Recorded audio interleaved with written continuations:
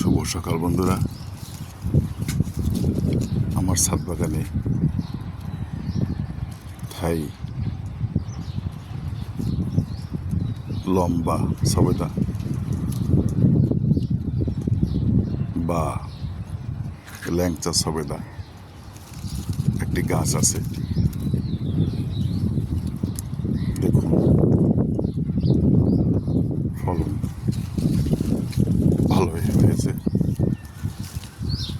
আমি এই ফলনের আগে অর্থাৎ বিগত 3 মাস ধরে আমি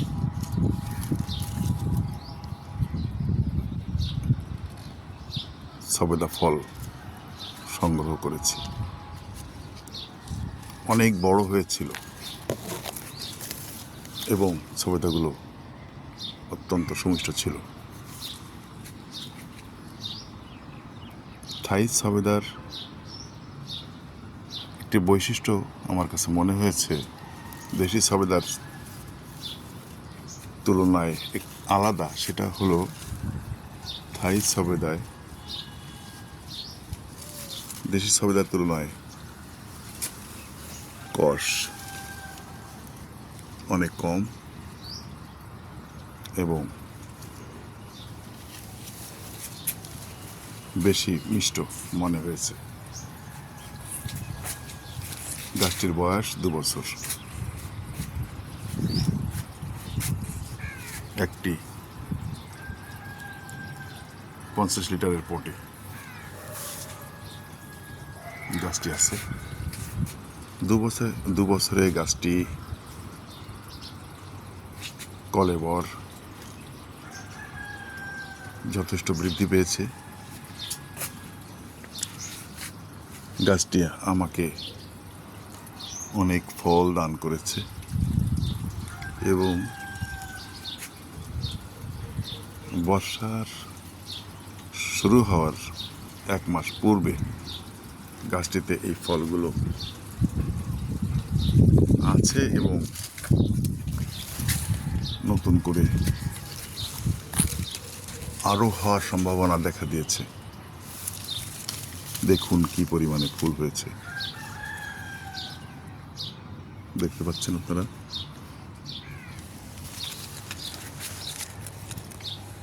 গাছটি আমি সময়ে সময়ে সেটে দেই যাতে করে গাছটি অনেক লম্বা হয়ে যেতে না পারে। লম্বা হলে নানান ধরনের সমস্যা দেখা দেয়।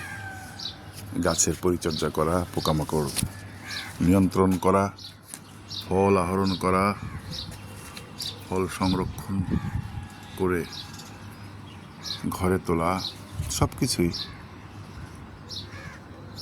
কষ্টসাধ্য হয়ে দাঁড়ায়। তাই আমার গাছটি আমি লম্বা যাতে না হয় তার জন্য আমি গাছ ছাঁটাই করি। কিভাবে ছাঁটাই করি, কখন ছাঁটাই করি, এ সম্পর্কে আপনাদেরকে আমি ইনশাল্লাহ, যদি আপনারা আগ্রহী থাকেন, অবশ্যই আমি আপনাদেরকে সেগুলি দেখাবো। আশা করি আপনাদের কাছ থেকে আমার এই গাছের ভিডিওতে কোনো কমেন্ট, কোনো মতামত পাবো এবং আপনাদের প্রশ্নের উত্তর আমি অবশ্যই আমার সাধ্যমতো দেওয়ার চেষ্টা করব।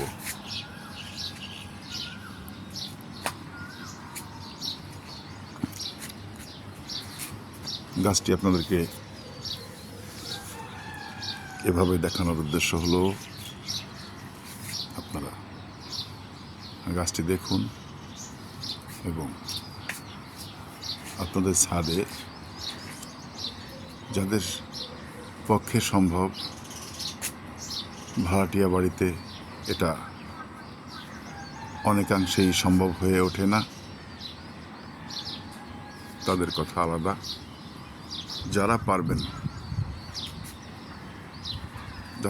যাদের সুযোগ আছে, তারা ছাদে একটি সবেদা গাছ লাগাতে পারেন এবং আপনাদের পারিবারিক চাহিদা এবং বিষমুক্ত ফল আপনারা আপনাদের সন্তানদের হাতে তুলে দিতে পারেন।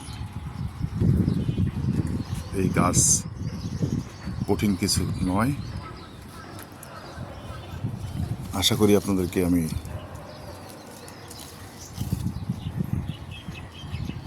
এমনভাবে দেখিয়ে দেব যাতে করে আপনারা খুব সহজেই এমন একটি গাছ আপনাদের ছাদে করতে পারেন।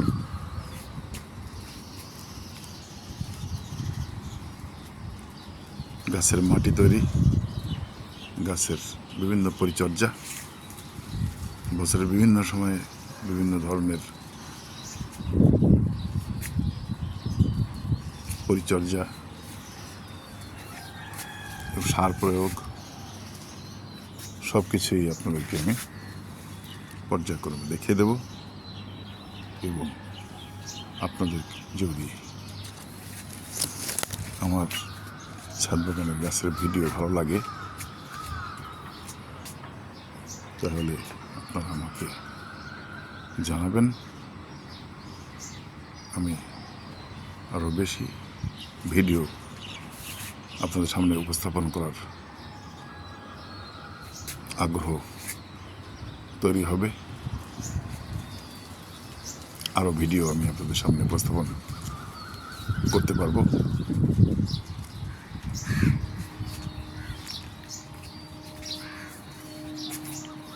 আজকের মতো আপনাদের কাছ থেকে